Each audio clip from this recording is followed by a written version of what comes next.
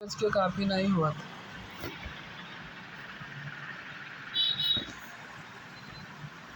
ध्रुव ने अपनी मंगेतर लारा की आंखों में आंखें डालकर भारी और कड़े शब्दों में कहा, ठीक है, मंजूर है, मुझे तुम्हारी ये शर्त मंजूर है। उसने 3 साल बाद होने वाले मुकाबले की शर्त के लिए लारा को हामी भर दी।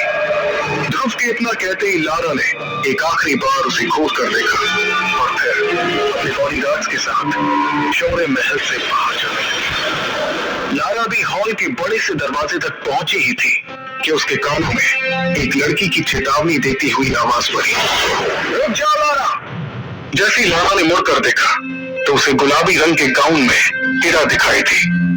इरा दिखने में बहुत ही खूबसूरत थी और किसी भी तरह से वो लारा से कम सुंदर नहीं थी। एक जालीदार खिड़की के पास में खड़ी इरा के चारों तरफ से सूरज की रोशनी अंदर आ रही थी, जिससे इरा को देखकर ऐसा लग रहा था मानो वो कोई स्वर्ग से आई हुई अप्सरा हो। इरा ने लारा को देखते हुए कहा, मैं जानती हूं कि आज तुमने जो कुछ भी किया है तुम्हें उस पर कोई पछतावा नहीं हो रहा होगा, क्योंकि अब तो तुम्हें ध्रुव का सामना करना ही होगा। और हाँ, एक बात और, कभी ये मत सोचना कि तुम अंबर दल की लीडर बन गई तो हम लोग डर जाएंगे, क्योंकि शौर्य दल में तुमसे ताकतवर लोग भी मौजूद हैं। इरा की इस धमकी को लारा ने बड़े ध्यान से सुना, लेकिन वो बिना कुछ कहे वहां से चली गई। दूसरी तरफ सभी के जाने के बाद ध्रुव ने अपने पिता अरेंद्र से पूरे भरोसे के साथ कहा, बाबा, मैं आपसे वादा करता हूँ कि आज से ठीक 3 साल बाद लारा जयान और उसके पूरे खानदान को अपने किए पर पछतावा होगा। अब मैं जयान परिवार के सामने ही लारा को मुकाबले में हराऊंगा। अरेंद्र अपने बेटे ध्रुव को बेबाकी के साथ बात करते देख खुश हो रहे थे, क्योंकि पिछले 3 सालों से वो ज्यादातर चुपचाप ही रहता था। मगर आज उसकी मंगेतर ने यहाँ आकर जो कुछ भी किया उससे उसके अंदर का वही ध्रुव जाग गया जो 3 सालों से सोया हुआ था। लेकिन सच्चाई से मुंह भी नहीं फेरा जा सकता था, और इस वक्त सबसे बड़ी सच्चाई ये थी कि ध्रुव अपनी शक्तियों के 3रे सितारे पर ही था, जबकि लारा की शक्तियां 9वें सितारे तक पहुंच चुकी थी। इधर शौर्य महल से बाहर निकलकर ध्रुव अभी भी लारा के बारे में सोच रहा था कि किस तरह से लारा ने बातों बातों में उसकी बेइज्जती की थी और कैसे उसने ध्रुव के पिता पर रिश्ते को तोड़ने के लिए दबाव बनाया था। इन बातों के बारे में सोचते हुए ध्रुव तेजी से अपनी माँ की ग्रेवयार्ड की तरफ जाने के लिए अपने कदमों को बढ़ा रहा था। ध्रुव को इस तरह से गहरी सोच में आगे बढ़ता देखकर उसकी दोस्त इरा भी उसका पीछा करते हुए बाहर आ गई ताकि वो उसका हौसला बढ़ा सके। लेकिन ध्रुव ने इरा को अपना पीछा करते हुए देखकर कहा, मैं ये चाहता हूँ कि मुझे कुछ देर के लिए अकेला छोड़ दो।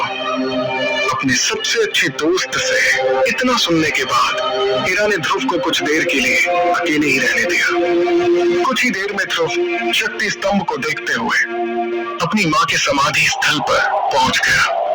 वो अपनी माँ की समाधि पर गिरे पेड़ के पत्तों और धूल को साफ करने लगा। उसके बाद अपनी माँ को याद करते हुए ध्रुव बातें करने लगा। ऐसा क्यों हो रहा है मेरे साथ? मेरी शक्तियां आखिर क्यों नहीं बढ़ रही है? इस तरह तो मैं 3 साल के बाद भी लारा से मुकाबला नहीं कर पाऊंगा, और अगर कर भी लिया तो उसे हराऊंगा कैसे?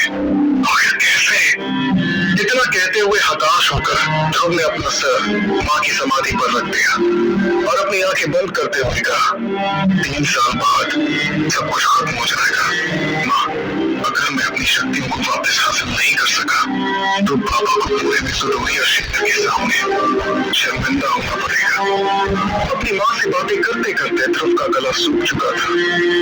उसने अपने आप को संभाला और कहा, माँ, मुझे ऐसा लगता है कि जब मैं आपकी दुनिया में आऊंगा तो आपको अपना चेहरा कैसे दिखाऊंगा, क्योंकि मैंने ऐसा तो कोई काम किया ही नहीं जिससे मैं आपका नाम रोशन कर सकूं। क्यों माँ? आखिर मेरी शक्तियां क्यों नहीं बढ़ रही है? ये कहते हुए ध्रुव ने अपनी मुट्ठी बंद की और जमीन पर जोर जोर से अपना हाथ पीटने लगा। वो लगातार जमीन पर अपना हाथ मार रहा था। कुछ देर बाद थक कर उसने कहा, अब तो कोई चमत्कार, कोई करिश्मा ही मुझे मेरी शक्तियां वापस दिला सकता है। तभी उसके कानों में एक आवाज गूंजी, ध्रुव, क्या तुम मुझे सुन पा रहे हो? अपना नाम सुनते ही ध्रुव ने इधर उधर देखा। ध्रुव हैरान हो गया, क्योंकि इस वक्त उसकी मां की समाधि पर उसके अलावा कोई भी नहीं था।